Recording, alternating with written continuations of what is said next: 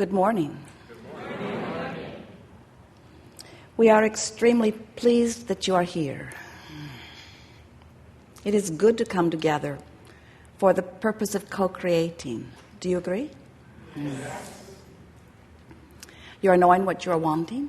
Yes. Really? Well, we believe that you do, to some extent. In other words, knowing what you don't want helps you to know what you do want, doesn't it? Someone said to us one day, when we were trying to get them to focus upon positive things, and we sort of laid out a list of positive things that she might think about, and she said, "Oh, Abraham, I don't want those. I've already got those." And what she really meant was, the things that I want are the things that have not yet happened. And we want to help you to realize that if you're thinking about things that you want from the standpoint that they have not yet come to fruition, that they are still missing in your experience, then you're holding it in a sort of suspended position where the distance between where you are and where it is not closing. So what we're wanting you to realize is you have these patterns of thought, and law of attraction is helping you to sustain the pattern of thought that you have. A belief is just a thought you keep thinking. And so early on in your experience, by your exposure to life, you began developing some patterns of thought. Sometimes they were carefully taught to you by others. Sometimes it came because of something that you observed and then talked about and then remembered and then attracted again and then talked about it and then remembered and then attracted again. In other words, life is very interesting here, isn't it? Because you can't talk about anything for very long before it begins to replicate itself in your life experience. And it's what makes you develop your patterns of what you call truths.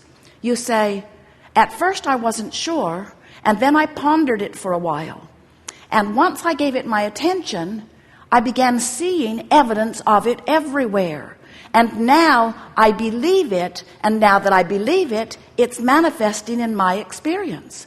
And we say, that's really wonderful, isn't it, if it's stuff you want?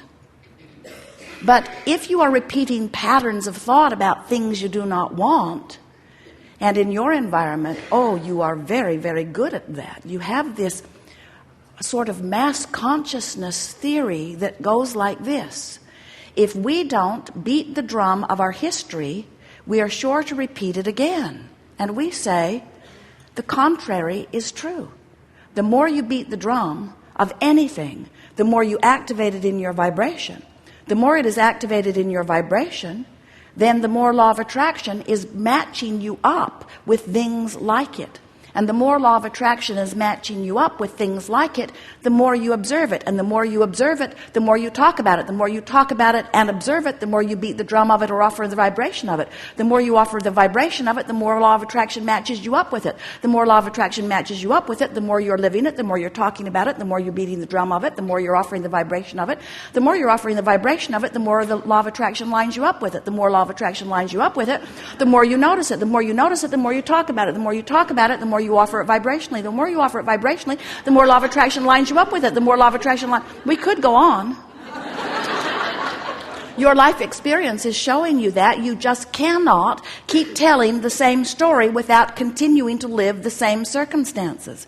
And so this gathering, we're calling it the art of allowing, but what it really means is the art of telling a different story, the art of telling the story the way life has helped you carve it out incrementally, but telling the story with your words, with your observations, with your expectations, with your vibration. Then when law of attraction is responding to your deliberate offering of thought, now you're getting what you want, not just what you're observing. Are there things in your life that are as you want them to be? Keep telling that story. Are there things in your life that are not as you want it to be? Don't tell that story. You cannot choose something that feels better until you are aware of what you are choosing. So, relief is the order of business. What do you want to talk about? Oh, you have come with some things. Thank you very much. This veritable fortune that I've been amassing for so long. Don't use sarcasm now. Oh. I'd love a little bit more of your experience on how I can deliberately be leaning more towards allowing it.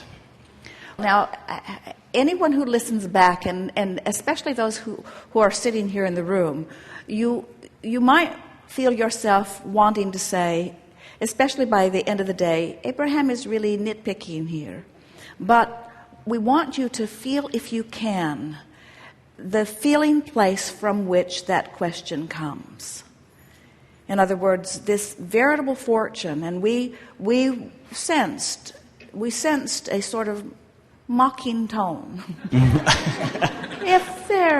Where's my stuff? If law of attraction is as you say, and I've been amassing this fortune, then where is it and how can I get to it?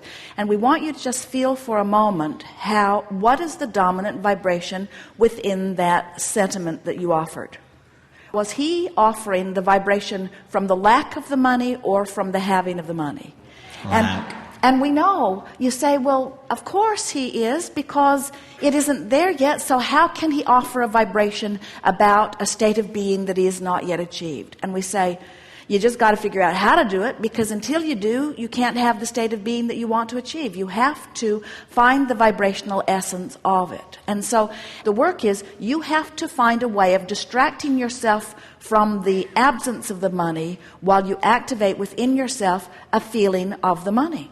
So things like feeling appreciation for the prosperity that you are living, feeling appreciation for the possibility of more coming. In fact, we'd like to say that even when you get into an attitude of hope, you're much closer in vibration to allowing it than when you are in the vibration of doubt.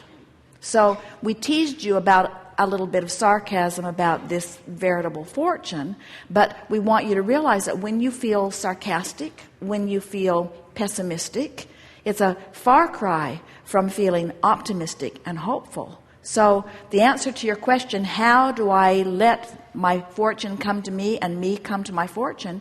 It's by pretending that it's already done, by taking pieces of the fortune and mentally expending it, by imagining how much fun it will be to have it, to enjoy the feeling of relief even before you have the actual reason to feel the relief, by caring so much about the way you feel that you guide your thoughts apart from the reality. We love your question. We love the question, how do I get from where I am to where I want to be? And the answer is, look in the direction of where you want to be and speak in the direction of where you want to be, and never again look back over your shoulder about where you have come from. And if you can pull that one off, as soon as tomorrow, you'll have evidence of your veritable fortune. Astounding. Thank you.